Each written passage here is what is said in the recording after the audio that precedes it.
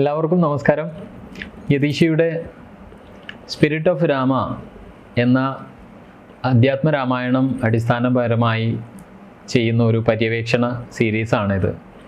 രാമായണത്തിലെ താത്വികമായ വിചിന്തനം, കഥാപാത്രത്തിൻ്റെ നാമങ്ങളും അവ നമ്മളോട് സംവദിക്കാൻ ഉദ്ദേശിക്കുന്ന ദർശനങ്ങളും ഒക്കെയാണ് ഇതിലെ വിഷയം. എല്ലാവരെയും 23ാമത് എപ്പിസോഡിലേക്ക് സ്വാഗതം ചെയ്യുന്നു. ഓം വന്ദേ ഗുരുപാദദ്വന്ദ്വം അവാങ് മാനസഗോചരം രക്തശുക്ലപ്രഭാമിശ്രം അതൈർക്യം ത്രൈപുരം മഹാ. ഓം ശ്രീ ഗുരുഭ്യോ നമഃ. ഹരി ഓം. ശ്രീരാമ രാമ രാമ ശ്രീരാമചന്ദ്രാജയ. ശ്രീരാമ രാമ രാമ ശ്രീരാമഭദ്രാജയ. ശ്രീരാമ രാമ രാമ സീതാഭിരാമജയ. ശ്രീരാമ രാമ രാമ ലോകാവിരാമജയ. ശ്രീരാമ രാമ രാമ രാവണാന്തക രാമ. ശ്രീരാമ മമ ഹൃദി രമതാം രാമ രാമ. ശ്രീരാഘവാത്മാ രാമ ശ്രീരാമ രമാപതേ. ശ്രീരാമ രമണീയ വിഗ്രഹ നമോസ്തുതേ.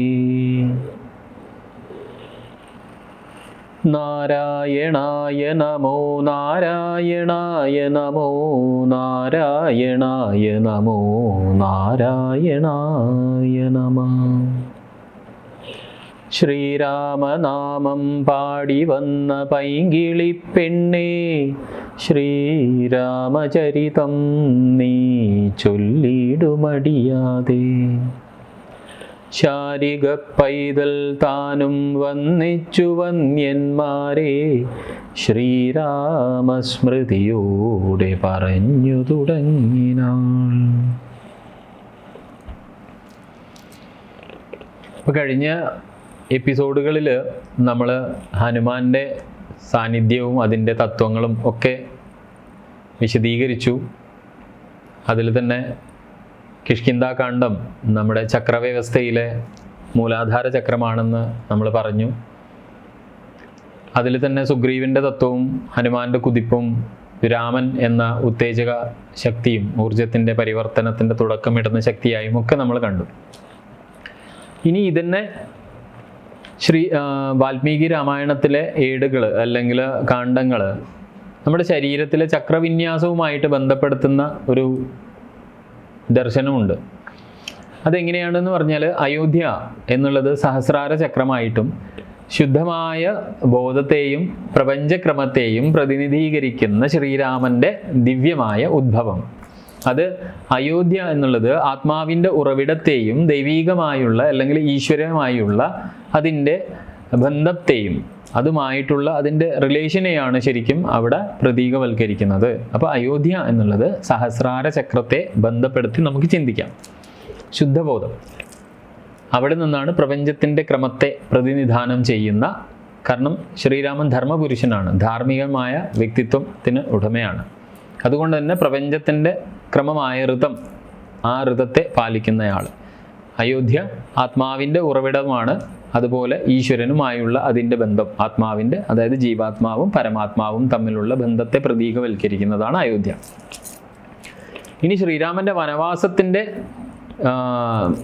കാണ്ഡം അല്ലെങ്കിൽ ആ കാണ്ഡങ്ങൾ എടുത്തു നോക്കിയാൽ അത് നമ്മുടെ ആജ്ഞാചക്രവുമായിട്ടാണ്, മനഃചക്രവുമായിട്ടാണ്. അതായത് ശ്രീരാമൻ്റെ വനത്തിലേക്കുള്ള പ്രവാസം ആന്തരിക ദർശനത്തിൻ്റെയും ആത്മീയമായ ഉണർവിൻ്റെയും ആരംഭത്തെ അടയാളപ്പെടുത്തുന്നതാണ്. അത് യഥാർത്ഥത്തിൽ നമ്മുടെ ആജ്ഞയിൽ തന്നെയാണ് ആ ചൈതന്യം വിളങ്ങുക. അതായത് നിങ്ങളുടെയും എൻ്റെയും സൂക്ഷ്മ ശരീരത്തിൽ ജീവാത്മാവിൻ്റെ ഉണർവ് നിയന്ത്രിക്കുന്നത് അതുപോലെ തന്നെ ആന്തരികമായ നമ്മുടെ ഉൾക്കാഴ്ചകളൊക്കെ ഉണ്ടാകുന്നത് യഥാർത്ഥത്തിൽ ആജ്ഞാചക്രത്തിലാണ്. അതുകൊണ്ട് തന്നെ ഒരു സാധകൻ്റെ മായയ്ക്ക് അപ്പുറം മനസ്സിലാക്കാനുള്ള അവൻ്റെ കഴിവ് യഥാർത്ഥത്തിൽ ഈ പറയുന്ന ആജ്ഞയിലാണ് ഉടലെടുക്കുക. അപ്പോൾ വനവാസം ഈ പറയുന്ന ആരണ്യകാണ്ഡത്തിൽ അല്ലെ ദണ്ഡകാരണ്യത്തിലുള്ള സംഭവങ്ങൾ തികച്ചും രാമായണത്തിൽ വായിക്കുന്ന സമയത്ത് അത് നമ്മൾക്ക് ആജ്ഞാചക്രത്തിനുള്ള ഒരു എന്താ പറയുക, ഒരു ആയാസമാണ്, അല്ലെങ്കിൽ ഒരു എക്സസൈസ് ആയിട്ട് കാണണം. ഇനി ശൂർപ്പണഖയുമായിട്ടുള്ള അതേ ആരണ്യകാണ്ഡത്തിലുള്ള ശൂർപ്പണഖയുമായുള്ള കണ്ടുമുട്ടൽ, അത് നമ്മുടെ വിശുദ്ധി ചക്രം ഖണ്ഡചക്രത്തിലാണ് യഥാർത്ഥത്തിൽ അതിൻ്റെ പ്രാധാന്യം. ആ ഭാഗങ്ങൾ നമ്മുടെ ഖണ്ഡചക്രത്തിലാണ്. കാരണം സത്യത്തിൻ്റെ വികലതയും ആശയവിനിമയത്തിൻ്റെയും ഒക്കെ വെല്ലുവിളി അല്ലേ, നമ്മുടെ ധർമ്മം പ്രകടിപ്പിക്കാനും മായയെ തിരിച്ചറിയാനുമുള്ള ഒരു ഉപാസകൻ്റെ കഴിവ് ആണ് യഥാർത്ഥത്തിൽ ഈ സമയം പരിശോധിക്കുക. കാരണം ശൂർപ്പണഖ എന്താണെന്ന് നമ്മൾ എപ്പിസോഡുകളിൽ മനസ്സിലാക്കി. നമ്മുടെ ആസക്തിയുടെ ത്വരിതമായ ചൈതന്യമാണ്, അതിനെ ത്വരിതപ്പെടുത്തുന്ന ചൈതന്യമാണ്.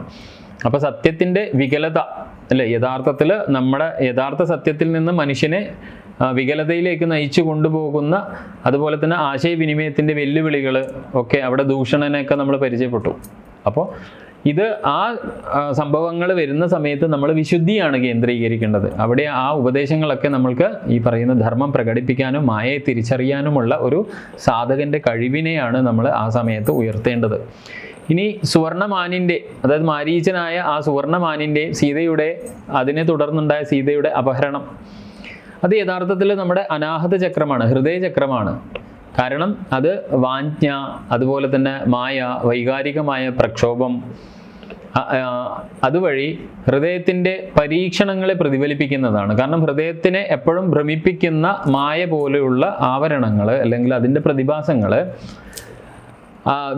വൈകാരികമായ പ്രക്ഷോഭങ്ങൾ ഒക്കെ ആ സമയത്ത് ശ്രീ വാൽമീകി മഹർഷി രാമായണത്തിൽ പറയുന്ന സമയം നമ്മൾ നമ്മുടെ ഒരു സാധകൻ്റെ ശരീരത്തിൽ സാധകൻ്റെ ആസക്തിയെയും അതുപോലെ വൈരാഗ്യത്തിൻ്റെ അല്ലെങ്കിൽ ആ വേദനയുടെ വേർപിരിയലിൻ്റെ വേദനയൊക്കെ നേരിടുന്ന ഒരു സമയമാണ്. അപ്പോൾ അതുകൊണ്ട് തന്നെ അനാഹത ചക്രത്തെ ശക്തിപ്പെടുത്താനുള്ള കാര്യങ്ങളും തത്വങ്ങളും ദർശനങ്ങളും ഒക്കെയാണ് നമ്മൾ ആ സമയം അഭ്യസിക്കേണ്ടത്.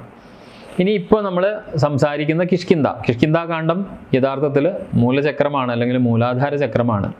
അത് നമ്മൾ നേരത്തെ വിവരിച്ചതുപോലെ തന്നെ, കഴിഞ്ഞ എപ്പിസോഡിൽ നമ്മൾ വിവരിച്ചതുപോലെ തന്നെ, ഇത് അന്വേഷകനെ അതിജീവനത്തിലും ഗോത്രസത്വത്തിലും ഉറപ്പിക്കുന്നതാണ്. അതായത് ഉയർന്ന യാത്രയിലേക്കുള്ള, മുകളിലേക്കുള്ള, അവിടെയാണ് സീതാപഹരണം അല്ലെങ്കിൽ സീതാന്വേഷണത്തിൻ്റെ യഥാർത്ഥ കാതലായ വശങ്ങളൊക്കെ കിഷ്കിന്ധാകാന്ഡത്തിലാണ്. അതിൻ്റെ നടപടികൾ, സമുദ്രലംഘനം ഒക്കെ, അതിൻ്റെ ചർച്ചകൾ, ആ തയ്യാറെടുപ്പ്, അത് നമ്മുടെ മൂലാധാരമാണ്. അപ്പം എപ്പോഴും നമ്മുടെ ശരീരത്തിൽ ചൈതന്യം വസിക്കുന്നത് മൂലാധാരത്തിലാണ്. ആ മൂലാധാരത്തിൽ നിന്ന് ആ ചൈതന്യത്തെ ഉയർത്തി സഹസ്രാരത്തിൽ ശിവനിൽ മേളിക്കുന്ന, അല്ലെങ്കിൽ ഇവിടെയാണെങ്കിൽ സീതയെ ശ്രീരാമനിൽ മേളിക്കുന്നതാണ് യഥാർത്ഥത്തിൽ രാമായണം. അപ്പോൾ കിഷ്കിന്ധ എന്ന് പറഞ്ഞാൽ ആ യാത്രയുടെ, ആ സീതയെ വീണ്ടെടുക്കുന്ന യാത്രയിലുള്ള തയ്യാറെടുപ്പ് വിവരിക്കുന്ന കിഷ്കിന്ധ മൂലാധാര ചക്രമാണ് യഥാർത്ഥത്തിൽ പ്രതിനിധാനം ചെയ്യുന്നത്. ഇനി സമുദ്രലംഘനം, ഹനുമാന്റെ ആ കുതിപ്പും ലങ്കയും ഒക്കെ നമ്മളോട് പറയുന്നത് നമ്മുടെ മണിപൂരക ചക്രം, നമ്മുടെ അഗ്നിതത്വമായ മണിപൂരകം, സോളാർ പ്ലക്സ്, അതാണ് നമ്മളോട് പറയുന്നത്. അത് ഇച്ഛാശക്തി, ധൈര്യം, പരിവർത്തനം എന്നിവയുടെ ദൃഢതയാണ് യഥാർത്ഥത്തിൽ. ഹനുമാന്റെ കുതിപ്പ് ദൃഢനിശ്ചയത്തിൻ്റെയും പ്രവർത്തന ശക്തിയുടെയും ആ ഒരു ഫയറിനെ ഉൾക്കൊള്ളുന്നതാണ് യഥാർത്ഥത്തിൽ. അപ്പം ഹനുമാന്റെ കുതിപ്പ് ഈ പറയുന്ന സുന്ദരകാന്ഡം മുതൽ, കിഷ്കിന്ധ കഴിഞ്ഞ് സുന്ദരകാന്ഡം മുതലുള്ള ഹനുമാന്റെ കുതിപ്പ്, ലങ്ക, ഇതൊക്കെ നമ്മളോട് സംസാരിക്കുന്നത് അല്ലെങ്കിൽ നമ്മളെ വ്യക്തമാക്കാൻ ശ്രമിക്കുന്നത് നമ്മുടെ സാധകന്റെ ശരീരത്തിലെ മണിപൂരക ചക്രം, അതിൻ്റെ ദൃഢത ആണ്. അത് കാരണം ദൃഢനിശ്ചയത്തോടു കൂടിയും പ്രവർത്തന കർമ്മശക്തിയോടും കൂടിയാണ് നമുക്ക് അത് മറികടക്കാൻ സാധിക്കുന്നു എന്നുള്ളതാണ്. പിന്നെ രാവണനുമായിട്ടുള്ള യുദ്ധം, അത് സ്വാധിഷ്ഠാനം. കാരണം രാവണൻ എപ്പോഴും ഞാൻ പറഞ്ഞിട്ടുണ്ട് ആസക്തിയുടെ പ്രതിനിധിയാണ്. അതുകൊണ്ട് തന്നെ കാമം, അഹംഭാവം, കർമ്മബന്ധനങ്ങൾ എന്നിവയുമായിട്ടുള്ള ഒരു ജീവാത്മാവിൻ്റെ ഏറ്റുമുട്ടലാണ് യഥാർത്ഥത്തിൽ. അപ്പോൾ സാധകൻ വൈകാരികമായ ഊർജങ്ങളെ ശുദ്ധീകരിച്ചുകൊണ്ട് സന്തുലിതാവസ്ഥ വീണ്ടെടുക്കേണ്ട സമയമാണ്. അപ്പോൾ അതുകൊണ്ട് തന്നെ ഈ പറയുന്ന സ്വാധിഷ്ഠാന ചക്രമാണ് യഥാർത്ഥത്തിൽ ആ സമയത്ത് നമ്മൾ, സ്വാധിഷ്ഠാനമാണ് ഒരു മനുഷ്യൻ്റെ വൈകാരികമായ എല്ലാ അവസ്ഥകളെയും, കർമ്മബന്ധനങ്ങൾ, കാമാസക്തികൾ, അഹംഭാവം ഒക്കെ നമ്മളിൽ ഉണർത്തുന്നതും അതിൻ്റെയൊക്കെ പ്രഭവ കേന്ദ്രം ശരിക്കും ഈ സ്വാധിഷ്ഠാനമാണ്. അപ്പോൾ സ്വാധിഷ്ഠാൻ്റെ അധിഷ്ഠാനം അല്ലെങ്കിൽ ആ സ്വത്വം അധിവസിക്കുന്ന സ്ഥലമാണ് ഞാൻ എന്ന ആ അസ്തിത്വത്തിൻ്റെ, അതാണ് സ്വാധിഷ്ഠാനം. അപ്പോൾ ആ സ്ഥലം ശുദ്ധീകരിക്കുകയും അല്ലെങ്കിൽ ആ ചക്രത്തിൻ്റെ ഉത്തേജനവും അല്ലെങ്കിൽ ഉണർവും ഒക്കെയാണ് അവിടെ നമ്മൾ ലക്ഷ്യമാക്കേണ്ടത്. ഇനി അയോധ്യ, ഈ പറയുന്ന യുദ്ധം കഴിഞ്ഞ് വീണ്ടും അയോധ്യയിലേക്ക് തിരിച്ചു പോകുന്നുണ്ട്. അപ്പോൾ നേരത്തെ പറഞ്ഞ അയോധ്യാകാന്ഡത്തിൽ നിന്ന് യുദ്ധകാന്ഡത്തിന് ശേഷമുള്ള അയോധ്യയിലേക്കുള്ള യാത്രയാണ് ഇവിടെ സൂചിപ്പിക്കുന്നത്. അവിടെ സഹസ്രാര ചക്രത്തിലേക്ക് മടങ്ങുന്നതാണ്. അപ്പം നമ്മൾ യാത്ര തുടങ്ങുമ്പോൾ അയോധ്യാകാന്ഡത്തിൽ നിന്ന് തുടങ്ങി, ബാലകാന്ഡത്തിൽ അയോധ്യ പറഞ്ഞു തുടങ്ങിയെങ്കിലും തിരിച്ച് അയോധ്യയിലേക്ക് പോകുന്നത് ഈ സീതയെ വീണ്ടെടുത്ത് ശ്രീരാമനിലേക്ക് സീത ലയിക്കുന്നതാണ്. അവിടെ അന്തിമ സംയോജനം, നമ്മൾ ശാക്ത ശൈവ സമ്പ്രദായം പറയുമ്പോൾ ശിവശക്തി ഐക്യം, ലളിതാ സഹസ്രനാമത്തിൽ നമ്മൾ പറയുന്ന ശിവശക്തി ഐക്യ രൂപിണി ലളിതാംബിക എന്നാണ്. ശിവശക്തി ഐക്യം സംഭവിക്കുന്ന സമയം, ശ്രീരാമനും സീതയും ചേർന്നിരിക്കുന്ന സമയം. അപ്പോൾ അത് അന്തിമമായ സംയോജനമാണ്. ദിവ്യബോധത്തിലേക്കുള്ള തിരിച്ചുവരവും സാധകൻ ആ ഒരു ഈ 7 ചക്രം പൂർത്തിയാക്കി ഉറവിടവുമായിട്ട് വീണ്ടും ലയിക്കുന്നത്. അതാണ് രാമൻ്റെ അയനം എന്ന് പറയുന്നത്. അതായത് സഹസ്രാരത്തിൽ നിന്ന് പതിച്ച് മൂലാധാരത്തിൽ പോയി സീതയെ വീണ്ടെടുത്ത് തിരിച്ച് സഹസ്രാരത്തിൽ എത്തുന്ന അയനമാണ് യഥാർത്ഥത്തിൽ രാമായണം. അപ്പോൾ ഇങ്ങനെയാണ് യഥാർത്ഥത്തിൽ രാമായണത്തെ നമ്മൾ ഓരോ കാണ്ഡം വഴി നമ്മൾ മനസ്സിലാക്കുന്ന സമയത്ത് ഇത് ഞാൻ നേരത്തെ പറഞ്ഞതുപോലെ തന്നെയാണ്. ഇത് ഒരിക്കലും ഒരു ഇതിഹാസം എന്ന് മാത്രം നമ്മൾ കണ്ടുകൊണ്ട് ഇതിനെ സമീപിക്കുന്നതിനും പകരം ഇതിൽ ഇത്രയും വലിയ തത്വങ്ങൾ എന്താ പറയുക അലിയിച്ച് ചേർത്തിട്ടുണ്ട്, അന്തർലീനമായി ഒതുക്കി വച്ചിട്ടുണ്ട്. ആ തത്വങ്ങൾ യഥാർത്ഥത്തിൽ മാനവരാശിയുടെ പുരോഗതിക്ക് വേണ്ടിയിട്ട് മഹർഷീശ്വരന്മാർ ആ സമയത്ത് ലോകത്തിന് വേണ്ടി എന്താ പറയുക ദാനം ചെയ്തതാണ്. അതുകൊണ്ട് ഞാൻ ആ ദാനം യഥാർത്ഥത്തിൽ സാത്വികമായി സ്വീകരിക്കട്ടെ. ഞാൻ എൻ്റെ ജീവിതത്തെ ഇതുപോലെ കഴിഞ്ഞ എങ്ങനെയാണ് രത്നാകരൻ വാൽമീകി ആയത് അതുപോലെ ഞാനും എൻ്റെ ജീവിതത്തിൽ എൻ്റെ പരിണാമം സാധ്യമാക്കട്ടെ എന്ന് ചിന്തിക്കണം. അടുത്തത് അംഗദനെ കുറിച്ചിട്ടാണ് പറയാനുള്ളത്. അംഗദൻ എന്ന കഥാപാത്രവും നമ്മൾ ഇവിടെ വെച്ചിട്ട് ഈ കിഷ്കിന്ധാകാന്ഡത്തിലാണ് പരിചയപ്പെടുന്നത്. അപ്പോൾ രാമായണത്തിൽ യഥാർത്ഥത്തിലും ഈ പറയുന്ന പോലെ പ്രതീകം ആയി അതുപോലെ തന്നെ സൂക്ഷ്മ തലത്തിലുള്ള ഒരുപാട് മാനങ്ങൾ തരുന്ന അംഗദൻ എന്ന കഥാപാത്രം വെറും ഒരു സാധാരണ കഥാപാത്രമല്ല, ഈ പറയുന്ന പോലെ ഒരു ജീവനുള്ള അലങ്കാരമാണ് ശരിക്കും.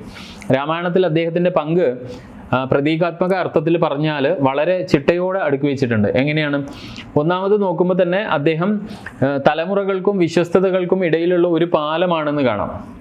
തലമുറ ഇപ്പം പറഞ്ഞ പോലെ ബാലി സുഗ്രീവൻ എന്ന ആ തലമുറയിൽ നിന്ന് അടുത്ത തലമുറയിൽ ഉള്ള ഒരു പാലം.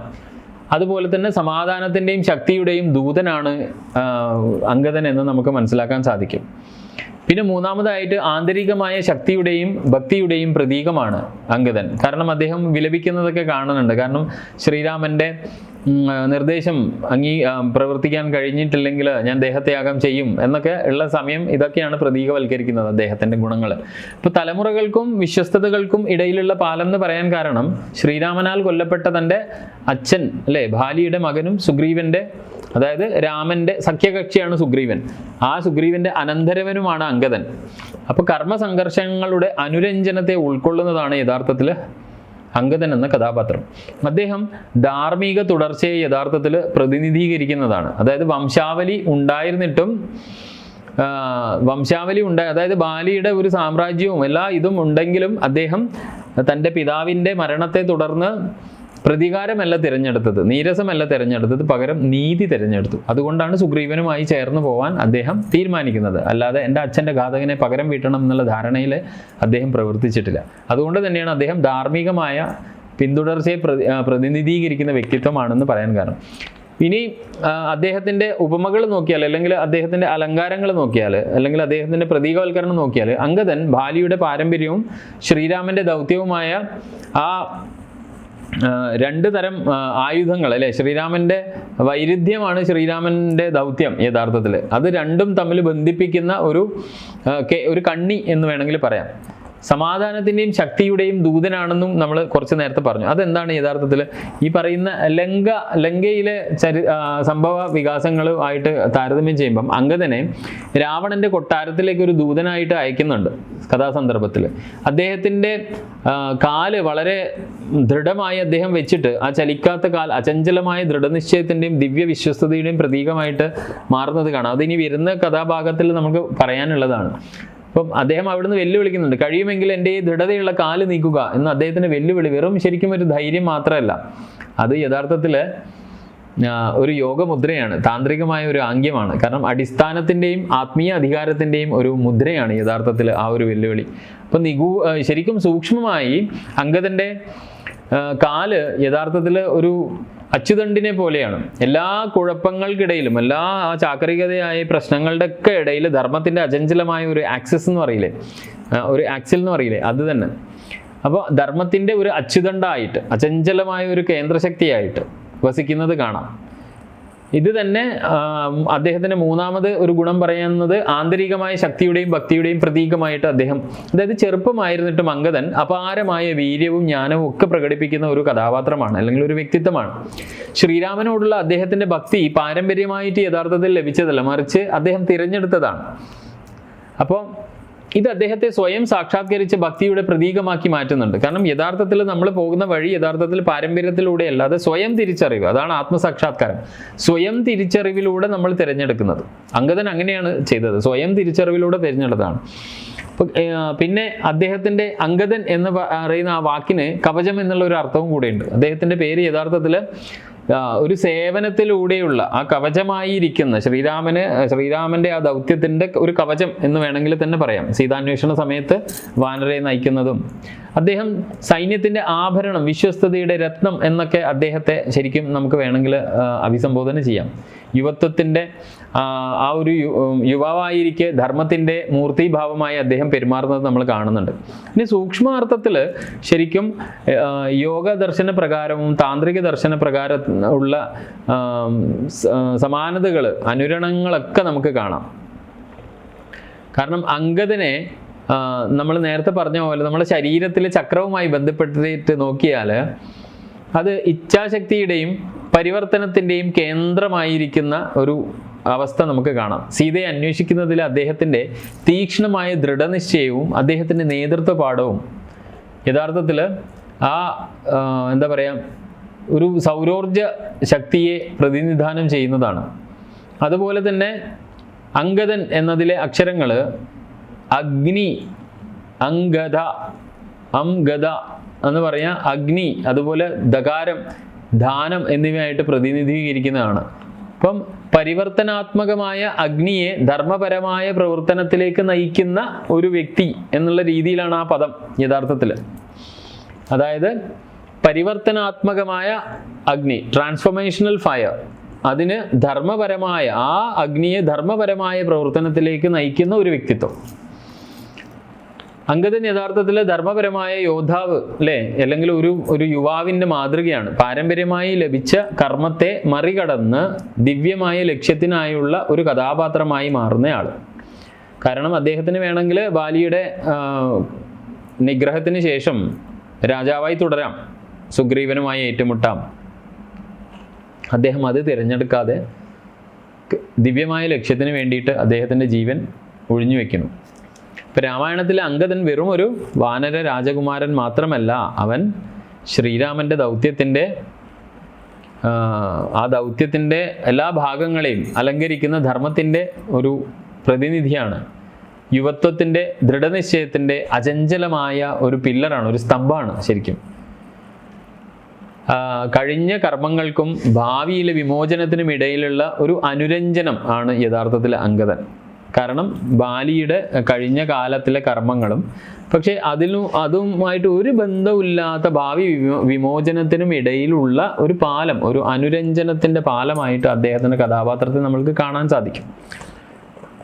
അങ്ങനെ അംഗദൻ എന്ന അദ്ദേഹത്തിൻ്റെ നാമം ശരിക്കും ശക്തിയുടെയും കീഴടങ്ങലിൻ്റെയും ആത്മീയ ചാരുതയുടെയും ഒക്കെ ഒരു മന്ത്രമായി മാറുന്നത് നമ്മൾ ശരിക്കും നമുക്ക് കാണുവാൻ വേണ്ടി സാധിക്കും. ഇനി നമുക്ക് അംഗദനെ പറഞ്ഞ സ്ഥിതിക്ക് നമുക്ക് ബാലിയെ പറയാതിരിക്കാൻ വയ്യ. അതുകൊണ്ട് ബാലി ഈ പറയുന്ന രാമായണത്തിൻ്റെ പശ്ചാത്തലത്തിൽ ഒരു വെറും വാക്കായിട്ട് നമുക്ക് തോന്നില്ല, ഒരു വെറും കഥാപാത്രമായി തോന്നില്ല. കാരണം എന്താ, അത് ഒരുപാട് ആവരണങ്ങളുള്ള ഒരു മാതൃകാ രൂപമാണ്, അല്ലെങ്കിൽ ഒരു പ്രാഗ്രൂപമാണ്. അതിപ്പോൾ നമ്മൾ ഭാഷയുടെ അടിസ്ഥാനത്തിൽ നോക്കിയാൽ അത് ശക്തി, അഹങ്കാരം, ത്യാഗം, പ്രപഞ്ചനീതി എന്നിവയെക്കുറിച്ചുള്ള ഒരു രൂപമാണെന്ന് മനസ്സിലാവും. നമുക്കതിനെ യഥാർത്ഥത്തിൽ നമുക്ക് ഒരു 3 ഡയമെൻഷനൽ വ്യൂവിൽ വേണമെങ്കിൽ നോക്കാം. കാരണം ഒന്ന്, നമുക്ക് വാക്കിൻ്റെ അർത്ഥതലത്തിൽ കൂടി വേണമെങ്കിൽ പോവാം. പിന്നെ എന്ത് തത്വമാണ് അത് പ്രതീകവൽക്കരിക്കുന്നത്, അതിൻ്റെ രൂപകാർത്ഥം നോക്കാം. പിന്നെ അതിൻ്റെ സൂക്ഷ്മമായ വ്യാഖ്യാനം നോക്കാം. അപ്പോൾ വാക്കിൻ്റെ തലത്തിൽ പോകുമ്പം ബാലി എന്നത് ആ ഒരു മൂലപദം ശക്തി, വീര്യം എന്നർത്ഥമുള്ള ഫലം എന്ന ധാതു ആയിട്ട് അടുത്ത ബന്ധമുള്ളൂ. അപ്പം ഈ അടിസ്ഥാന മൂലകത്തിൽ നിന്ന് ഉരുത്തിരിഞ്ഞതാണ് ബാലി. അത് പലപ്പോഴും നമുക്ക് ത്യാഗം എന്ന് വിവർത്തനം ചെയ്യാം. പ്രത്യേകിച്ച് ആചാരപരമായ സന്ദർഭങ്ങൾ എടുക്കുമെങ്കിൽ നമ്മൾ ബലി, ബാലി എന്നൊക്കെ പറയുന്നത് ഒരു ത്യാഗം അല്ലെങ്കിൽ ഒരു വഴിപാട് ആയിട്ട് നമുക്ക് കാണാം. ഇനി അതുപോലെ തന്നെ ശക്തനായ അല്ലെങ്കിൽ ശ്രേഷ്ഠനായ ഒരാൾ എന്നുള്ള അർത്ഥത്തിലും പറയാം. എന്നാൽ പദോൽപത്തി നോക്കിയാൽ നമുക്ക് ശക്തിയും ത്യാഗപരമായ ഒരു വഴിപാടും ഉള്ള ഒരു പ്രതിധ്വനിയാണ് നമുക്ക് ലഭിക്കുക. ഇനി നമുക്ക് വേദങ്ങളിൽ നോക്കിയാൽ ദേവന്മാർക്കും പൂർവജർക്കും ആത്മാക്കൾക്കും അർപ്പിക്കുന്ന ആചാരപരമായ വഴിപാടുകളെയാണ് നമ്മൾ ബലി എന്ന് പറയാം. അത് കീഴടങ്ങൽ, ഭക്തി, പ്രപഞ്ചത്തിൻ്റെ ഒരു ഇടപാട് സംബന്ധമായ സന്തുലിതാവസ്ഥയെ പ്രതീകവൽക്കരിക്കുന്നതാണ്. അഥർവവേദത്തിൽ ശരിക്കും ബലി എന്നത് ധാർമ്മികവും വൈകാരികവുമായ ശക്തിയുമായിട്ട് ബന്ധപ്പെട്ടിരിക്കുന്നതാണ്. ദിവ്യത്വത്തിൽ നിന്ന് ഉത്ഭവിച്ച് ധാർമ്മികവും വൈകാരികവുമായ ശക്തിയുമായി ബന്ധപ്പെട്ടിരിക്കുന്നത് ബലി. അങ്ങനെ രാമായണത്തിലെ ബാലി എന്ന് പറയുന്നത് ഈ പറയുന്ന ഇരട്ട അർത്ഥപരമായ ഭാരം വഹിക്കുന്നതാണ്. അതിശയകരമായ ശക്തിയുള്ള ഒരു വ്യക്തിത്വം എന്ന നിലയിൽ അത് വാനര രാജാവ്, അതുപോലെ ഇന്ദ്രൻ്റെ മകൻ, പിന്നെ ഒരു പ്രതീകാത്മകമായ ആചാരക്രമം എന്നുള്ള രീതിയിൽ നമുക്ക് ബലിയെ കാണാവുന്നതാണ്. അതായത് ധർമ്മം പുനഃസ്ഥാപിക്കുന്നതിനുള്ള ഒരു പ്രപഞ്ചയാഗമായി അദ്ദേഹത്തിൻ്റെ മരണം തന്നെ നമുക്ക് എടുത്തു നോക്കിയാൽ അങ്ങനെയാണ്. കാരണം സുഗ്രീവൻ്റെ ഈ പറയുന്ന പോലെ ധാർഷ്ട്യത്തോടെ ആ രാജ്യം സ്വന്തമാക്കുകയും ഇങ്ങനെ ഒരു അനുജനെ ആ രാജ്യത്തിൽ നിന്ന് കടത്തുക, അത് ഒരു പ്രപഞ്ചക്രമത്തിന് എതിരാണ്, ധർമ്മക്രമത്തിന് എതിരാണ്. അതുകൊണ്ട് തന്നെ ആ ക്രമത്തിന് എതിരായതുകൊണ്ട് തന്നെ അദ്ദേഹത്തിൻ്റെ മരണം നമ്മളോട് സൂചിപ്പിക്കുന്നത് ഒരു പ്രപഞ്ചക്രമം, ഒരു ധർമ്മം പുനഃസ്ഥാപിക്കുന്നതിനുള്ള ഒരു യാഗമാണ് യഥാർത്ഥത്തിൽ ബലി അല്ലെങ്കിൽ ബാലിയുടെ മരണം. ഇനി രാമായണത്തിൽ ബാലി വെറും കഥാപാത്രമല്ല, അനിയന്ത്രിതമായ ശക്തിയുടെയും അഹങ്കാരം അതുപോലെ തന്നെ നീതിയുടെയൊക്കെ രൂപകമായിട്ട് നമുക്ക് അദ്ദേഹത്തെ കാണാം. അദ്ദേഹത്തിൻ്റെ ഈ പ്രതീകാത്മകമായ പാളികൾ നമ്മൾ നോക്കിയാൽ യഥാർത്ഥത്തിൽ ഒന്ന് സൗരമാതൃകയുണ്ട് അദ്ദേഹത്തിന്. അതുപോലെ തന്നെ സാഹോദര്യവും വിശ്വാസവഞ്ചനയും നമ്മൾക്ക് അതിൽ കാണാൻ സാധിക്കുന്നുണ്ട്. അതുപോലെ തന്നെ ഒന്ന് ശ്രീരാമൻ്റെ അസ്ത്രത്താളുടെ മരണം. ഇതൊക്കെ നമുക്ക് രാമായണ പശ്ചാത്തലത്തിൽ പ്രധാനപ്പെട്ട 3 തലത്തിൽ നമ്മൾ വീക്ഷിക്കുമ്പോൾ കാണാൻ സാധിക്കുന്നു. ബാലിക്ക് താൻ നേരിടുന്ന അല്ലെങ്കിൽ തന്നെ നേരിടുന്ന ഏതൊരു എതിരാളിയുടെയും പകുതി ശക്തി ആഗീരണം ചെയ്യുന്നു എന്ന് പറയും. എങ്ങനെയാണോ സൂര്യൻ ചെറിയ പ്രകാശങ്ങളെ കീഴടക്കുന്നത്, അഹങ്കാരത്തിൻ്റെ ആ അന്ധതയേറിയ പ്രകാശത്തിൻ്റെ ഒരു രൂപകമായിട്ട് വേണമെങ്കിൽ നമുക്കിത് പറയാം. അപ്പോൾ സാഹോദര്യവും വിശ്വാസവഞ്ചനയും പറയുന്ന സമയത്ത് സുഗ്രീവനുമായിട്ടുള്ള അദ്ദേഹത്തിൻ്റെ സംഘർഷം ബന്ധുത്വത്തിനുള്ളിലുള്ള അതായത് സഹോദരന്മാർ തമ്മിലുള്ള ആ ജീവിതത്തിനുള്ളിലുള്ള ധർമ്മത്തിൻ്റെയും അധർമ്മത്തിൻ്റെയും ദ്വന്ദ്വതയെ, ഡുവാലിറ്റിയെ പ്രതിഫലിപ്പിക്കുന്നതാണ്, റിഫ്ലക്റ്റ് ചെയ്യുന്നതാണ്. അപ്പോൾ ആന്തരിക സംഘർഷത്തിൻ്റെ ഒരു രൂപകം തന്നെയാണ് ബാലി എന്ന കഥാപാത്രം. അവിടെ ശക്തനായ വ്യക്തി ദുർബലനെ അടിച്ചമർത്തുന്നു. സുഗ്രീവന്റെ ഭാര്യ താരയെ അദ്ദേഹം തട്ടിയെടുക്കുന്നത് അധാർമികമായ കൈവശാവകാശം, പൊസഷൻഷിപ്പ്, അതിനെ റിഫ്ലക്റ്റ് ചെയ്യുന്നതാണ്. പവിത്രമായ ബന്ധങ്ങളുടെ ഒരു വികലതയാണ് അത് സൂചിപ്പിക്കുന്നത്. ഇനി ശ്രീരാമന്റെ അസ്ത്രത്താൽ അദ്ദേഹത്തിന്റെ മരണം എന്ന സന്ദർഭം നമ്മൾ അവിടെ കണ്ടു. ശ്രീരാമൻ നേരിട്ട് യുദ്ധം ചെയ്യാതെയാണ് ബാലിയെ വധിക്കുന്നത്. അതൊരു വിവാദപരമായ പ്രവൃത്തിയാണ്. പലതരം വീക്ഷണകോണുകൾ ആ ഒരു സന്ദർഭത്തിനുണ്ട്.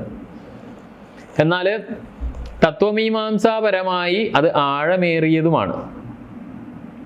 കർമ്മത്തിൻ്റെ അദൃശ്യമായ പ്രവർത്തനങ്ങൾ ഏറ്റുമുട്ടലിലൂടെയല്ല, മറിച്ച് ദൈവികമായ ഇടപെടലിലൂടെയാണ് അഹംഭാവത്തിൻ്റെ പതനം, പ്രപഞ്ചക്രമത്തിൻ്റെ പുനഃസ്ഥാപനത്തിനായുള്ള ശക്തിയുടെ ത്യാഗം, ഇതൊക്കെയാണ് യഥാർത്ഥത്തിൽ മീമാംസ. നമ്മൾ തത്വപരമായി പറഞ്ഞാൽ അത് വളരെ ശരിയായ പ്രവർത്തനമാണ്. കാരണം അത് അവൻ്റെ കർമ്മഫലങ്ങൾ അദൃശ്യമായിട്ടാണ് നമ്മളിപ്പോൾ ഈ പറയുന്നത്. ജീവിതത്തിൽ നമുക്ക് പല അപകടങ്ങളൊക്കെ വന്നു ചേരുന്നത് നമ്മളെ മുൻകൂട്ടി അറിയിച്ചിട്ടല്ല, പെട്ടെന്ന് അവിചാരിതമായിട്ടാണ്. അതെന്താണ്? നമ്മൾക്കത് അനുഭവിക്കാൻ നേരത്തെ യോഗം നമ്മൾ ചെയ്തു വെച്ചിട്ടുണ്ടാവും, അല്ലെങ്കിൽ നമ്മൾ കർമ്മസഞ്ചയങ്ങളിലുണ്ടാവും. അതുപോലെ കർമ്മത്തിൻ്റെ അദൃശ്യമായ ആ പ്രവർത്തനങ്ങൾ ഏറ്റുമുട്ടലിലൂടെയല്ല, അതായത് നേരിട്ടുള്ള നേർക്കുനേരല്ല അത് വന്ന് നമ്മളോട് തീർക്കുക, മറിച്ച് ഈ പറയുന്ന പോലെ ദൈവികമായ ഇടപെടലിലൂടെയാണ്, അതീന്ദ്രിയമായ ശക്തിയുടെ ഇടപെടലിലൂടെയാണ് നമ്മുടെ ജീവിതത്തിൽ തന്നെ പല മാറ്റങ്ങളും സംഭവിക്കുക. അഹംഭാവത്തിൻ്റെ പതനം, അതുപോലെ തന്നെ പ്രപഞ്ചക്രമത്തിൻ്റെ പുനഃസ്ഥാപനത്തിന് വേണ്ടിയുള്ള ശക്തിയുടെ ത്യാഗം, ഇതൊക്കെയാണ് നമ്മൾ അവിടെ മനസ്സിലാക്കേണ്ടത്.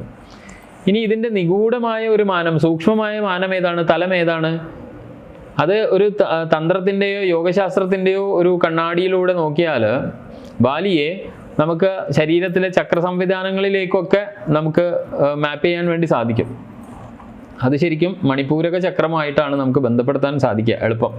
കാരണം ബാലി എന്നുള്ളത് മണിപൂരകത്തിനെ തന്നെയാണ് പ്രതിനിധാനം ചെയ്യുന്നത്. ശക്തിയുടെയും ഇച്ഛയുടെയും ആധിപത്യത്തിൻ്റെയും ഒക്കെ ഇരിപ്പിടമാണ് നമ്മുടെ സൂക്ഷ്മ ശരീരത്തിലെ മണിപൂരകം.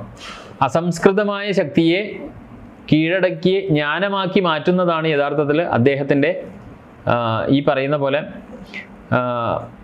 പതനത്തിൽ നിന്ന് അദ്ദേഹത്തിന് ഉയർച്ചയ്ക്ക് ശരിക്കും എന്താണ് വേണ്ടത്? അദ്ദേഹത്തിൻ്റെ ശക്തിയെ അദ്ദേഹം കീഴടക്കി അത് ജ്ഞാനമാക്കി മാറ്റുന്നതാണ് ശരിക്കും അദ്ദേഹത്തിന് നന്നായിരുന്നത്.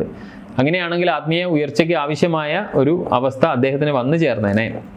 ഇനിയുള്ളത് അദ്ദേഹത്തെ നോക്കുമ്പോൾ നമുക്ക് മനസ്സിലാവുന്നത് ത്യാഗപരമായ മാതൃകയാണ്. അതായത് നമ്മൾ ഈ പറയുന്ന പോലെ നമ്മൾ നേരത്തെ പറഞ്ഞു, വേദ ആചാരങ്ങളിലൊക്കെ നമ്മൾ ബലി എന്ന് പറയുന്നത് പ്രതീകാത്മക ബലി അല്ലേ? ധർമ്മത്തിൻ്റെ ബലിപീഠത്തിൽ അഹങ്കാരത്തിൻ്റെ ത്യാഗമാണ് യഥാർത്ഥത്തിൽ. ശ്രീരാമനുമായിട്ടുള്ള അദ്ദേഹത്തിൻ്റെ അവസാന സംഭാഷണം ആഴത്തിൽ വളരെ ദാർശനികവും ഏതാണ്ട് വേദാന്ത ചിന്താഗതി ഉള്ളതുമാണെന്ന് നമുക്ക് രാമായണം വായിച്ചാൽ മനസ്സിലാവും. നീതിയുടെയും അതുപോലെ തന്നെ ഈശ്വരീയമായ ഇച്ഛയുടെയും ഒക്കെ സ്വഭാവത്തെ അദ്ദേഹം ശ്രീരാമനുമായിട്ട് ശരിക്കും ചോദ്യം ചെയ്യുക തന്നെ ചെയ്യുന്നുണ്ട്.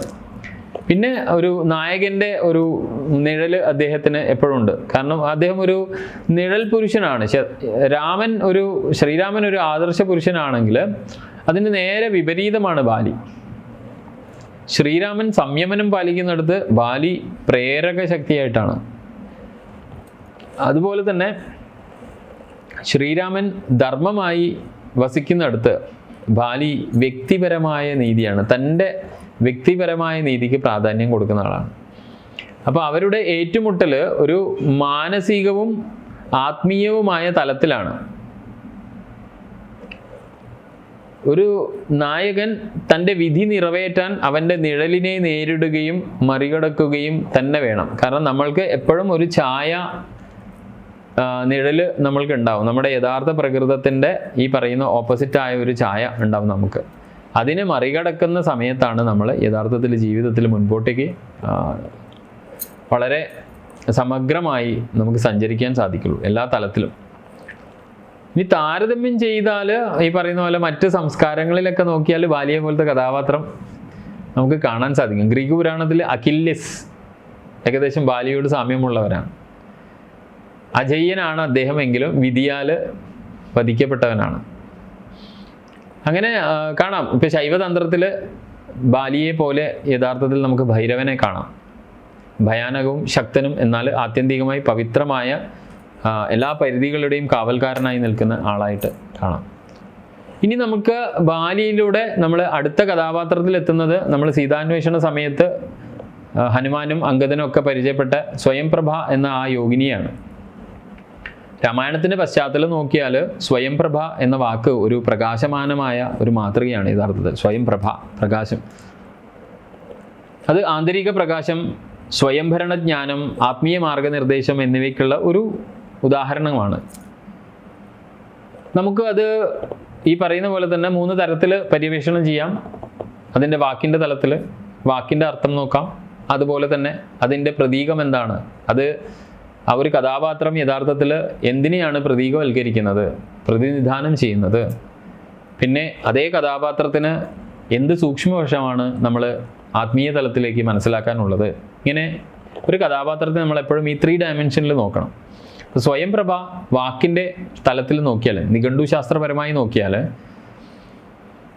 അത് രണ്ട് വാക്കുകളുടെ ഒരു സംയുക്തമാണ്. സ്വയം എന്നുള്ള വാക്കും പ്രഭ, പ്രകാശം അല്ലെങ്കിൽ തേജസ് എന്നുള്ള അർത്ഥം. അതിനാൽ തന്നെ സ്വയം പ്രഭ എന്നതിൻ്റെ അക്ഷരാർത്ഥം സ്വയം പ്രസരിപ്പുള്ളത് അല്ലെങ്കിൽ സ്വന്തം പ്രകാശത്താൽ പ്രകാശിക്കുന്നവൾ എന്നാണ്. സംസ്കൃത സാഹിത്യം നോക്കിയാൽ അത്തരം സംയുക്തങ്ങൾ സ്വയംഭരണത്തിൻ്റെ തിളക്കം, സ്വയം പര്യാപ്തത, സ്വതസിദ്ധമായ പ്രകാശം എന്നിവയൊക്കെ സൂചിപ്പിക്കും. പലപ്പോഴും ദിവ്യമായത് അല്ലെങ്കിൽ പ്രബുദ്ധരായ ജീവികൾക്ക് കാണാൻ സാധിക്കുന്ന ഗുണങ്ങളാണ് ഇതൊക്കെ. രാമായണത്തിൽ അല്ലെങ്കിൽ രാമായണത്തിൻ്റെ പശ്ചാത്തലത്തിൽ നോക്കുമ്പോൾ മായയുടെ ആ മാന്ത്രിക ഗുഹയിൽ വസിക്കുന്ന സന്യാസിനിയാണ് സ്വയംപ്രഭ. യഥാർത്ഥത്തിൽ ആകസ്മികമായിട്ട് വാൽമീകി ആ പേരൊന്നും കൊടുത്തതല്ല കഥാപാത്രത്തിന്. അതിൽ നല്ല തത്വമുണ്ട്. കാരണം മായയുടെ ഒരു മണ്ഡലത്തിൽ വ്യക്തതയുടെയും മാർഗനിർദ്ദേശനത്തിൻ്റെയും ഒരു ദീപസ്തംഭമായിട്ടാണ് അവളുടെ പങ്കിനെ നമ്മൾക്ക് കാണുവാൻ സാധിക്കുന്നത്. അപ്പോൾ രാമായണത്തിൽ ഈ കഥാപാത്രം എന്തിനെ പ്രതീകവൽക്കരിക്കുന്നു? ബാഹ്യപ്രപഞ്ചത്തിലുള്ള മായക്കിടയിലുള്ള ആന്തരിക വെളിച്ചത്തിൻ്റെ ഒരു രൂപമാണ് യഥാർത്ഥത്തിൽ ആര്? സ്വയംപ്രഭ. മായയുടെ ഗുഹയിലുള്ള അവളുടെ സാന്നിധ്യം ആഴത്തിൽ നമ്മളോട് വളരെ വലിയ തത്വമാണ് പറയാൻ ഉദ്ദേശിക്കുന്നത്. ഒന്ന്, ആ ഗുഹയിലെ വെളിച്ചം അവളാണ്. പിന്നെ ഈ പറയുന്ന സ്വയംഭരണ ജ്ഞാനം, അതുപോലെ സ്ത്രീത്വ പ്രകാശം, ഇതാണ് പ്രധാനമായിട്ട് നമുക്ക് അതിൽ നിന്ന് ഗ്രഹിക്കാനുള്ളത്. ഗുഹ യഥാർത്ഥത്തിൽ മായയെ പ്രതിനിധീകരിക്കുന്നതാണ്. മായ, കെണി, അതുപോലെ തന്നെ പ്രത്യക്ഷങ്ങളുടെ അമ്പരിപ്പിക്കുന്ന ഒരു കളി. മായയാൽ സ്പർശിക്കപ്പെടാത്ത സ്വയംപ്രഭ ആന്തരികമായിരിക്കുന്ന സാക്ഷിയാണ്, ഇരുട്ടിലും പ്രകാശിക്കുന്ന ആത്മാവാണ് യഥാർത്ഥത്തിൽ. സ്വയംഭരണ ജ്ഞാനം എന്ന് പറഞ്ഞാൽ ആത്മസാക്ഷാത്കാരം, സ്വതന്ത്രമായ ആത്മീയ ഉൾക്കാഴ്ച, നമുക്ക് എല്ലാവർക്കും ഉണ്ടാവുന്ന സ്വതന്ത്രമായ ആത്മീയ ഉൾക്കാഴ്ച, ഡുവാലിറ്റി അല്ലാത്ത ഒരു ബോധം, അവബോധം, ഇതിനെയൊക്കെയാണ് യഥാർത്ഥത്തിൽ അവൾ പ്രതീകവൽക്കരിക്കുന്നത്. അവളുടെ പ്രകാശത്തിനായി അവൾ ബാഹ്യ സ്രോതസ്സുകളെല്ലാം ആശ്രയിക്കുന്നത് സ്വയം പ്രഭയാണ്. ഹനുമാനെയും മറ്റുള്ളവരെയും ഗുഹയിൽ നിന്ന് പുറത്തേക്ക് നയിക്കാനുള്ള അവളുടെ കഴിവ് ഗുരുതത്വത്തെയാണ് യഥാർത്ഥത്തിൽ പ്രതിഫലിക്കുന്നത്. അന്തർലീനമായ ജ്ഞാനത്തെ അല്ലെങ്കിൽ അന്തർലീനമായ ജ്ഞാനത്തിലൂടെ ഇരുട്ടിനെ അകറ്റുന്നവൾ. അതിൽ ഏറ്റവും പ്രധാന മൂന്നാമത്തെ സ്ത്രീത്വ പ്രകാശമാണ്. സ്വയംപ്രഭ ശക്തിയുടെ പ്രകാശത്തിൻ്റെ ഒരു സ്ത്രീരൂപമായിട്ടാണ് വാൽമീകി അവതരിപ്പിച്ചത്. പലരും നമ്മളെ പുരാണ ജീവിത സാമൂഹിക ക്രമത്തിലൊക്കെ സ്ത്രീ വളരെ അബലയായിരുന്നു എന്നൊക്കെ പറയുന്നിടത്താണ് നമ്മൾ ഇങ്ങനെയുള്ള കഥാപാത്ര സൃഷ്ടിയൊക്കെ മഹർഷീശ്വരന്മാർ നടത്തിയത് ഓർക്കുന്നത്. അപ്പം വിനാശകരമോ വശീകരണാത്മകമോ അല്ല യഥാർത്ഥത്തിൽ കഥാപാത്രം, അല്ലേ? മറിച്ച് വ്യക്തമാക്കുന്നതും വിമോചിപ്പിക്കുന്നതുമാണ്. അവൾ യഥാർത്ഥത്തിൽ നമ്മുടെ ആന്തരികമായ സരസ്വതിയാണ്. യഥാർത്ഥത്തിൽ നമ്മളിൽ ജ്ഞാനം പഠനത്തിൽ നിന്നല്ല യഥാർത്ഥത്തിൽ ജ്ഞാനം നമ്മളിൽ ഉണ്ടാവുക, മറിച്ച് ഉള്ളിൽ നിന്നും സ്വയം ഉദ്ഭവിക്കുന്നതാണ് ജ്ഞാനം. അത് പല തലത്തിലുണ്ട്. ഇപ്പൊ വിദ്യാഭ്യാസത്തിൽ തന്നെ സ്വാമി വിവേകാനന്ദൻ നിർവചിച്ചതുപോലെ 4 തലങ്ങളിലാണ്. മാതാപിതാക്കളിൽ നിന്ന് ഒരു കാൽഭാഗം, അതുപോലെ ഗുരു പരമ്പരയിൽ നിന്നും ഒരു കാൽഭാഗം, സമൂഹത്തിൽ നിന്നൊരു കാൽഭാഗം, ശേഷിക്കുന്ന കാൽഭാഗം നമ്മളിൽ സ്വയം നമ്മൾ അന്വേഷിച്ച് ഉണ്ടാക്കേണ്ടതാണെന്ന് പറയുന്നുണ്ട് അദ്ദേഹം. അതാണ് ആ വിദ്യാഭ്യാസത്തിൻ്റെ പൂർണ്ണത. അത് തന്നെയാണ് ഇവിടെയും ഏകദേശം പറയുന്നത്. പഠനത്തിൽ നിന്നല്ല, മറിച്ച് ഉള്ളിൽ നിന്ന് തന്നെ ഉത്ഭവിക്കേണ്ട ജ്ഞാനമാണ് യഥാർത്ഥത്തിലെ ജ്ഞാനം. ഇതിൻ്റെ സൂക്ഷ്മ വശം, ഈ ഒരു പേരിൻ്റെ സൂക്ഷ്മവശം പരിശോധിക്കുമ്പോൾ നമുക്ക് മനസ്സിലാക്കാൻ സാധിക്കുന്നത്, അതിപ്പോൾ യോഗദർശനത്തിൻ്റെ തലത്തിലായാലും തന്ത്രത്തിൻ്റെ തലത്തിൽ നിന്നുകൊണ്ടായാലും സ്വയംപ്രഭ ഉയർന്ന നമ്മുടെ സൂക്ഷ്മ ശരീരം എടുത്താൽ നമ്മുടെ ഉയർന്ന ചക്രങ്ങളിൽ അല്ലെങ്കിൽ ഉയർന്ന ബോധകേന്ദ്രങ്ങളിൽ ഉയർന്ന കഴിവുകളിലൊക്കെ നമുക്ക് അതിനെ റിലേറ്റ് ചെയ്യാൻ വേണ്ടി പറ്റും, സംയോജിപ്പിക്കാൻ പറ്റും.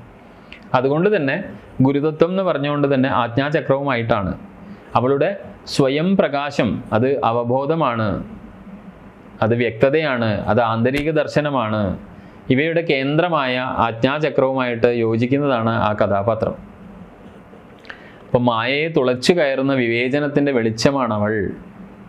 ശരിയും തെറ്റും തിരിച്ചറിയാൻ സാധിക്കുന്ന വിവേകത്തിൻ്റെ വെളിച്ചമാണ് അവൾ എന്ന് നമ്മൾ പറയുന്നു, അല്ലേ?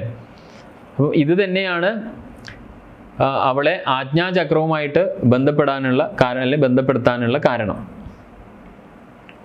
ഇനി ഗുരുതത്വം പറഞ്ഞ സ്ഥിതിക്ക് എന്താ, സ്വയംപ്രഭ എന്നുള്ളത് ആന്തരിക ഗുരുവിനെ ഉൾക്കൊള്ളുന്ന ഒരു ചൈതന്യമാണ്, ശക്തിവിശേഷമാണ്. രൂപത്തിനും പാരമ്പര്യത്തിനും അപ്പുറം ഉള്ളിലെ വഴി കാട്ടുന്ന വെളിച്ചം ആയി നിലകൊള്ളുന്നവൾ. ഗുഹയിലെ അവളുടെ പങ്ക് ആത്മീയ കെണിയിൽ അകപ്പെടുമ്പോൾ ആന്തരിക മാർഗനിർദ്ദേശത്തിൻ്റെ ഉണർവിന് സമാനമാണ്. കാരണം അംഗദനും കൂട്ടാളികളും ഒക്കെ തളർന്ന് ഇനി ഈ ഗുഹയിൽ തന്നെ നമുക്ക് തീർക്കാം, ഇവിടെ തിന്നും കുടിച്ചുമൊക്കെ കളിച്ച് രസിക്കാം, അല്ലെങ്കിൽ ശ്രീരാമന് സീതയെ വീണ്ടെടുത്ത് കൊടുക്കാൻ സാധിച്ചില്ലെങ്കിൽ മരണം നിശ്ചയമാണെന്നൊക്കെ സ്വന്തം നമ്മൾ സെൽഫ് ഡിപ്രഷൻ മോഡിലേക്ക് പോകുന്ന സമയത്ത് അതാണ് ആത്മീയ കെണി എന്ന് പറയുന്നത്. ആ ആത്മീയ കെണിയിൽ ഉള്ളിൽ നിന്ന് തന്നെ മാർഗനിർദ്ദേശത്തിൻ്റെ അല്ലെങ്കിൽ ഉണർവിന് സമാനമായ ഒരു ശക്തി ചൈതന്യമായിട്ടാണ് അവൾ പ്രത്യക്ഷപ്പെടുന്നത്. അവൾ അങ്ങനെ പ്രത്യക്ഷപ്പെട്ടിട്ട് തുറക്കുന്ന പാത ഏതാ? മോക്ഷപാതയാണ്. വാനരന്മാരെ ഗുഹയിൽ നിന്ന് പുറത്തേക്ക് നയിക്കുന്നതിലൂടെ അവള് ബന്ധനത്തിൽ നിന്ന് മോചനത്തിലേക്കുള്ള പരിവർത്തനത്തെയാണ് യഥാർത്ഥത്തിൽ നമ്മൾക്ക് കാണിച്ചു തരുന്നത്. അവളുടെ പേര് തന്നെ ഒരു മന്ത്രമായി നമ്മൾ കരുതണം, അല്ലേ? സ്വയം പ്രഭ. അതായത് കടമെടുത്ത സ്രോതസ്സിൽ നിന്നല്ല അവളുടെ വെളിച്ചത്തെ കണ്ടെത്തുന്നത്, ഉള്ളിൽ നിന്നാണ് യഥാർത്ഥ വെളിച്ചം ഉദ്ഭവിക്കുന്നത് എന്ന് ഓർമ്മപ്പെടുന്നു. ജ്ഞാനം ഉള്ളിൽ നിന്ന് വരേണ്ടതാണ്. അനുഭവങ്ങളുടെ വെളിച്ചത്തിൽ നിന്ന് ആർജിച്ച വിദ്യാഭ്യാസം ജീവിതത്തിൽ പ്രയോഗിച്ച് നമ്മൾക്ക് കിട്ടുന്ന അനുഭവങ്ങളുടെ പശ്ചാത്തലത്തിലൊക്കെയാണ് ജ്ഞാനം നമ്മുടെ ഉണ്ടാവുന്നത്. നമ്മുടെ തന്നെ മന്ഥനം നടക്കണം, ഉള്ളിലെ ഘർഷണം നടക്കുമ്പോഴാണ് ജ്ഞാനം പുറത്തേക്ക് വരേണ്ടത്. പിന്നെ എന്താണ്, യഥാർത്ഥത്തിൽ ഇതേ ഒരു കഥാപാത്രം നമുക്ക് മറ്റ് സംസ്കാരങ്ങളുമായിട്ട് താരതമ്യം ചെയ്ത് നോക്കിയാൽ എപ്പോഴും ഭാരതീയമായ കഥാപാത്രങ്ങളൊക്കെ ഗ്രീക്ക് പുരാണത്തിൽ അധികവും കാണാൻ സാധിക്കും. അവിടെ ഹെക്കേറ്റിനോട് സാമ്യമുള്ളവളാണ് ആര്? നമ്മുടെ സ്വയംപ്രഭ. അതായത് സ്വയംപ്രഭ നിഴൽ മണ്ഡലങ്ങളിലൂടെയുള്ള പ്രകാശമാനമായ വഴികാട്ടിയാൻ. അതേപോലെ തന്നെയാണ് ഗ്രീക്ക് പുരാണത്തിലെ ഹെക്കേറ്റ്. അപ്പോൾ മനസ്സിനെ അബോധാവസ്ഥയിൽ നിന്ന് പുറത്തേക്ക് നയിക്കുന്ന സ്ത്രീ, ആത്മാവ്, അല്ലേ? ആത്മശക്തി. ശൈവതന്ത്രത്തിൽ നോക്കുമ്പോൾ ഇതേ കഥാപാത്രത്തെയാണ് നമ്മൾ ത്രിപുരസുന്ദരിയെ അല്ലെങ്കിൽ ത്രിപുരസുന്ദരി എന്ന് നമ്മൾ പ്രതിധ്വനിക്കുന്ന ആ ദേവതാ സ്വരൂപം. ദ്വന്ദ്വത്താൽ സ്പർശിക്കപ്പെടാതെ ഉള്ളിൽ നിന്ന് പ്രകാശിക്കുന്ന സൗന്ദര്യവും ജ്ഞാനവും. പരാസംവിത്ത് അവസ്ഥയിൽ ശിവനുമായി ചേർന്നിരിക്കുന്ന അവസ്ഥയിൽ ഉള്ളിൽ നിന്ന് പ്രകാശിക്കുന്നതാണ്. അതുകൊണ്ടാണ് ദേവിയെ ചിദഗ്നികുണ്ഡ സംഭൂത എന്ന് പറയുന്നത്. ഇപ്പം രാമായണത്തിലെ സ്വയംപ്രഭയുടെ സാന്നിധ്യം വളരെ ഷോർട്ട് ലിവ്ഡ് ആണ്, അല്ലേ? വളരെ ഹ്രസ്വമാണ്. പക്ഷേ അത് പ്രതീകാത്മകമായിട്ട് വളരെ ശക്തമായ കഥാപാത്രമാണ്. അപ്പം മായയുടെ ഗുഹയിൽ ഒരു ചന്ദ്രപ്രകാശം പോലെ മറ്റ് കഥാപാത്രങ്ങളുമായുള്ള അവളുടെ ബന്ധം ചലനാത്മകമായ ഒരു ഇടപെടൽ, നാടകീയമായ ഒരു ഇടപെടലല്ല, ചലനാത്മകമായ അവരെ മുൻപിലേക്ക് നയിക്കുന്ന ഒരു ഇടപെടലാണ്. മറിച്ച് അത് ആദിമ രൂപം, അല്ലെ, ആദിപരാശക്തിയുടെ രൂപവും അതുപോലെ തന്നെ ഉത്തേജകവുമാണ്. അവളൊരു ഇൻസ്പിറേഷണൽ എനർജി ആയിട്ടാണ് പ്രത്യക്ഷപ്പെടുന്നത്. ഈ ഇതിവൃത്തം ഉള്ളിൽ നിന്നാണ് അവൾ പ്രകാശിപ്പിക്കുന്നത്. അപ്പം മായയുടെ ഗുഹയിൽ ഹനുമാനും വാനരന്മാരും ഉൾപ്പെടുന്ന ആ കഥാസന്ദർഭത്തിൽ ഇവിടെ സ്വയംപ്രഭ എന്നുള്ളത് നമ്മൾ ഈ പറയുന്ന തത്വത്തിലൂടെ മനസ്സിലാക്കുന്നതാണ് ഏറ്റവും അഭികാമ്യം. ഇനി യഥാർത്ഥത്തിൽ ആഖ്യാനപരമായിട്ട് ഈ പറയുന്ന പോലെ പ്രതീകപരമായിട്ട് സൂക്ഷ്മപരമായിട്ട് അവളെ വീണ്ടും ആഴത്തിൽ നമ്മൾ വിചിന്തനം അല്ലെങ്കിൽ പരിവേഷണം ചെയ്താൽ നമുക്ക് മനസ്സിലാക്കാൻ സാധിക്കുന്നത് സ്വയംപ്രഭയും ഹനുമാനും എന്നുള്ളത് ഒരു ആന്തരിക ഗുരു ഒരു ശിഷ്യനെ കണ്ടുമുട്ടുന്ന ഒരു തലത്തിലാണ്. ഹനുമാൻ ഭക്തി, കർമ്മം, വിവേകം, പ്രവൃത്തി, വിവേചനം എന്നിവയെ പ്രതിനിധീകരിക്കുമ്പോൾ അദ്ദേഹം വാനരന്മാരും മായയുടെ ഗുഹയിൽ കുടുങ്ങിക്കിടക്കുന്ന സമയത്ത് സ്വയംപ്രഭ ജ്ഞാനത്തിൻ്റെ ആന്തരിക വെളിച്ചമായി പ്രത്യക്ഷപ്പെടുന്നു. അതായത് അവരൊരു പ്രത്യേക കാര്യത്തിന്, സീതാ അന്വേഷണത്തിനായി ഇറങ്ങിത്തിരിച്ച് അവർ ഇല്യൂഷൻസിൽ, കൺഫ്യൂഷൻസിൽ പെട്ട് മുൻപോട്ട് പോകാൻ സാധിക്കാതെ വിഷമിക്കുന്ന സമയത്താണ് അവർ ഗുഹയിൽ അകപ്പെടുന്നതും. അവിടെ ഈ പറയുന്ന സ്വയംപ്രഭയെ കാണുന്നത്. അവൾ അവിടെ ഒരു ജ്ഞാനത്തിൻ്റെ ആന്തരിക വെളിച്ചമായിട്ടാണ് പ്രത്യക്ഷപ്പെടുന്നത്. മായയോട് പോരാടുകയല്ല, മറിച്ച് അതിനെ മറികടക്കുകയാണ് ചെയ്യുന്നത്. അവൾ മായയെ നശിപ്പിക്കുന്നില്ല, അവൾ അവരെ പുറത്തേക്ക് നയിക്കുന്നു. ഇത് ഗുരുതത്വത്തെയാണ് യഥാർത്ഥത്തിൽ നമ്മളിൽ കാണിച്ചു തരുന്നത്. അധ്യാപിക നമ്മളുടെ ഉള്ളിലുള്ള അജ്ഞതയോട് പോരാടുകയല്ലല്ലോ ചെയ്യുക.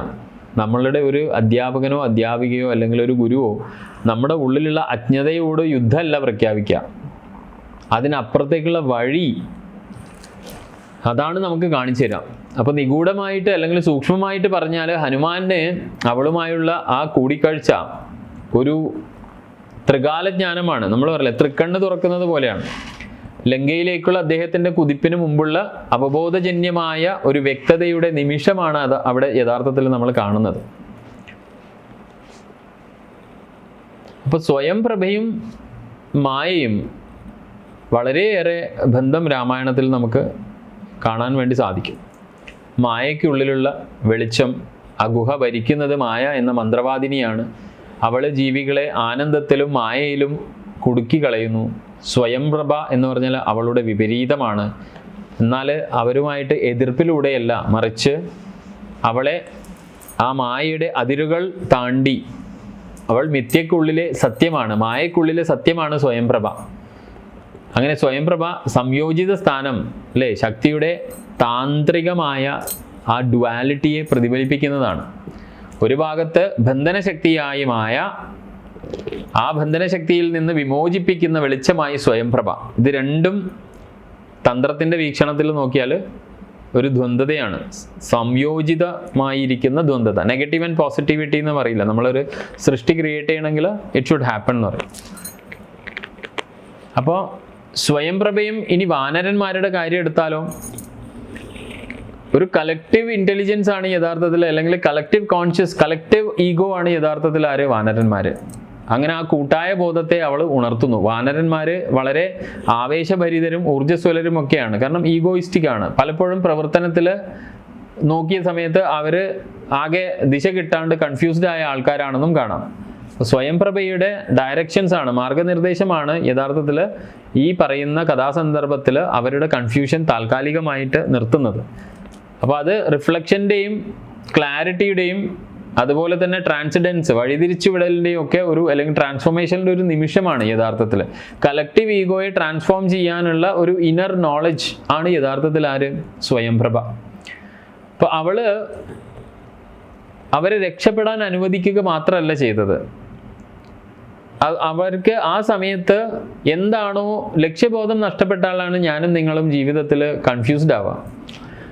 ആ കൺഫ്യൂഷനിൽ നമ്മൾ ഉപദേശിക്കുക മാത്രമല്ല ആൾ ചെയ്തത്, അതിന് പകരം അതിൻ്റെ കൂടെ നമ്മുടെ ലക്ഷ്യം കൃത്യമായിട്ട് ഒന്ന് റീഅറേഞ്ച് ചെയ്ത് തന്നു. അതായത് സീതയെ എങ്ങനെ അന്വേഷിക്കണം എന്ന, അല്ലെങ്കിൽ സീതാന്വേഷണത്തിൻ്റെ ലക്ഷ്യത്തെ ഒന്ന് പുനഃക്രമീകരിക്കുകയും ചെയ്യുന്നു. അപ്പോൾ യഥാർത്ഥത്തിൽ നമുക്കൊന്ന് ഐക്കൺ അല്ലെങ്കിൽ ഒരു പ്രതീകമായിട്ട് പറഞ്ഞാൽ പുരുഷ പ്രവർത്തനത്തെ മയപ്പെടുത്തുന്ന വ്യക്തതയുടെ സ്ത്രീതത്വം എന്ന് വേണമെങ്കിൽ നമുക്ക് പറയാം.